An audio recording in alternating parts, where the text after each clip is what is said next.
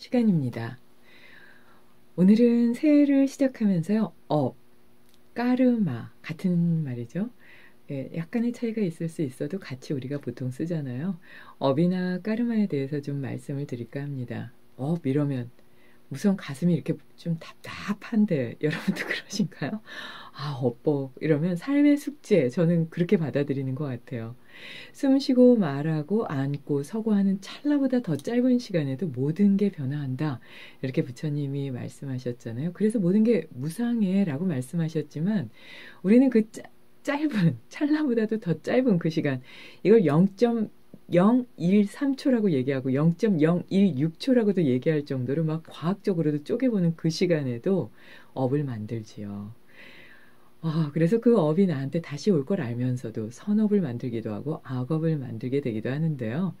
2020년에는 우리에게 주어진 바로 그 까르마를 어떻게 잘 조절할 수 있을지 함께 좀 고민해 보면 어떨까 싶어서 정리했습니다. 우선 이제 까르마, 그럼 업에 대한 그 특징, 그건 어떻게 움직이는가 하는 걸 좀 살펴보면 도움이 될 것 같은데요. 까르마의 특징은 둥근 원과 같이 움직인다고 하죠. 그래서 반드시 세상을 돌아서 나에게 돌아오는 특성을 갖는다고 봅니다. 그래서 이거를 부메랑 같다 이렇게 표현하기도 하고 하늘로 쏘아 올린 화살처럼 높이 쏘아 올리면 천천히 떨어지지만 짧게 쏘아 올리면 바로 나한테 오는 것처럼 어쨌거나 시간이 걸려도 나한테 온다. 이게 이제 첫 번째 특성이고요. 두 번째 특성은 마치 구르는 눈덩이 같다고 하죠. 그래서 작은 눈덩이일 때 막지 못하면 이게 점점 더 커져서 꼭 돌아온다고 해요. 그게 마치 화살이 잠깐 올라갔다 딱 떨어지면 좀 나에게 박히는 게 약하게 박히겠지만 높이 쏘아 올리면 하늘 끝까지 올라갔다 딱 떨어지면 이거는 거의 빌딩이 무너지는 정도의 압박감이 아닐까 싶거든요. 그래서 눈덩이가 크게 붉기 전에 얼른 잘못했을 때는 죄송하다고 하고 고마울 때는 감사하다고 하고 나눔을 받으면 더 따뜻한 마음으로 진심을 다해서 나누면 그 눈덩이는 불지 않는다고 합니다. 이 원심력이 아주 강한 이 까르마의 특성을 이해한다면 매 순간 정말 조심할 수밖에 없을 텐데요. 3초 앞의 것을 내다볼 수 있다면 지금 당장 그렇게 행동하지 않는다고 하죠. 내가 지금 말을 딱 떨어뜨리고 나서 3초 후에 어떤 세계가 나에게 펼쳐질지 우리는 알지 못한다고 착각하면서 마음으로는 알면서 덮어두고 그냥 간다고 합니다. 그리고 괴로움의 늪으로 들어가서 부처님이 고해의 바다다 이렇게 말씀하셨잖아요. 올해는 좀 안 그랬으면 좋겠어요.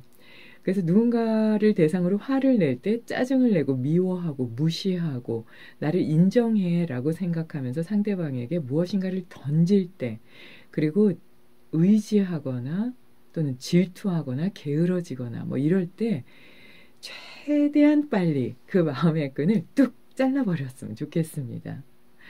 이제 그 자르기 어려운 게 인연이지요. 근데 동양에서는 가족, 친구, 지인들이 정말 어려운 인연 그리고 숙제를 갚아야 되는 그런 인연이라고 봅니다. 그래서 요가에서는 수행하려면 결혼하지 않기를 권하는 게 결혼을 하게 되면 평생 그 빚을 갚다가 끝난다는 거예요. 그런가요? 결혼을 안 해봐가지고요. 그래서 정말 보기 싫어도 봐야 되고요. 그리고 사랑해야만 하는 그런 책임감과 의무감이 있지요. 그래서 이제 새해가 되거나 뭐 연말이 되거나 이럴 때 꼭 가족들을 만나게 되는데 물론 사랑해서 좋아서 만나기도 하지만 또 한켠에는 부담이 좀 있기도 한데요. 이 빚을 어떻게 갚아야 하는지 이거를 이제 행하다, 만들다 이런 그 동사의 의미를 갖는 까르마의 말의 근거를 두고 좀 잘 살펴보면 좋을 것 같아요. 그럼 어떻게 하면 빚을 갚을 수 있을까 싶어가지고요. 부처님 경전에서 열심히 막 찾아봤어요. 그랬더니 이게 가장 좋은 방법이라고 합니다. 듣고 나시면 뭐야 이러실 수도 있는데요. 성자 중에서요. 정말 착한 성자가 있었대요. 착하기로 소문난 뿌르나라는 사람이요. 포악한 사람이 많이 살기로 유명한 스나바란타라는 지방으로 이사를 간다는 말을 듣고 그의 스승에게 물었다고 합니다. 스승님, 제가 스나바란타로 갑니다. 그랬더니 그때 이제 스승께서 그럼 어떻게 잘 살 수 있겠냐라고 물으셨나 봐요. 그랬더니 브루나가 그냥 착한 마음으로 살겠습니다. 그랬더니 스승이 이렇게 물으셨대요. 그럼 그들이 손으로 때리면서 너를 나가라 라고 하면 어떻게 하겠는가? 그러면 브루나가 흙덩이로 나를 때리지 않았으니 참 좋은 사람이라고 생각하겠습니다. 라고 답했다고 합니다. 착하네요. 그래서 스승이 너를 흙덩이로 때리면 어떻게 하겠는가? 그랬더니 브루나가 몽둥이로 때리지 않았으니 다행이라고 생각하겠습니다. 그래서 몽둥이로 때리면 어떻게 하겠는가? 그랬더니 칼로 찌르지 않으니 참 좋은 사람이다 생각하겠습니다. 그래서 스승이 다시 물었대요. 그럼 칼로 찌르면 어떻게 하겠는가? 그랬더니 브루나가 이들이 나를 칼로 죽이려 들지 않고 그냥 찌르기만 했으니 다행이구나. 좋은 사람이다. 이렇게 생각하겠다. 라고 답했대요. 와, 이 정도가 되면 깨닫지 않았을까요?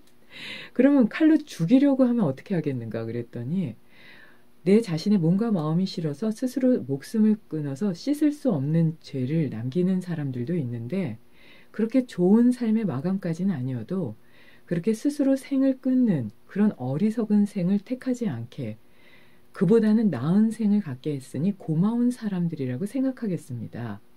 이렇게 답했다고 합니다. 야, 이 정도 착하면 적이 없겠네요. 그랬더니 스승께서 그 정도 착한 마음이면 지옥에 가도 너는 행복하게 살 수 있다.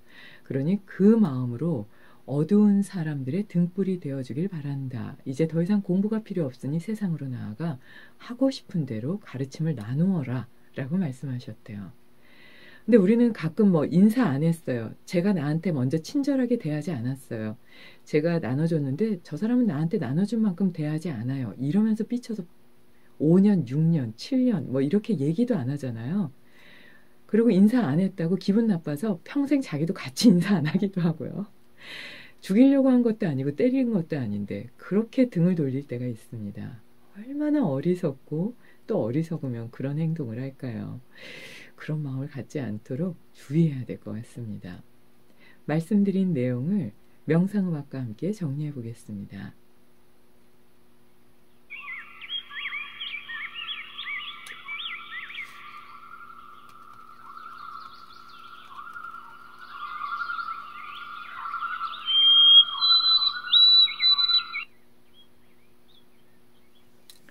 원인에서 행위로, 행위에서 결과로, 그리고 그 결과가 원인이 되어 행위를 다시 이끌게 되는 걸 까르마, 업이라고 합니다.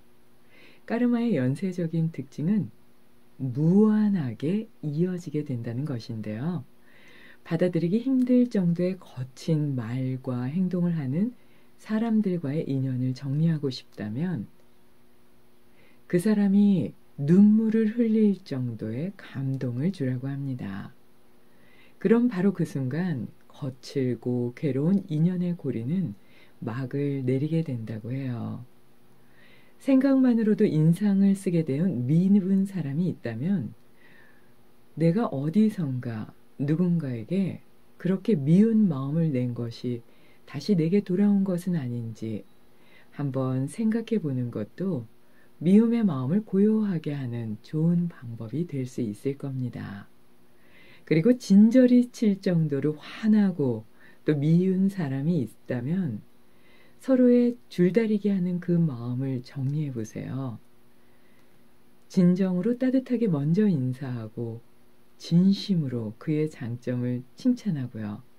그리고 내게 있는 가장 소중한 걸 화나게 했던 그리고 진저리 칠 정도로 미운 그 사람에게 아낌없이 나눠주는 겁니다. 그리고 다시는 받으려고 하는 기대하는 마음 없이 작은 티끌까지 나눌 수 있다면 그 악업은 막을 내리게 된다고 합니다.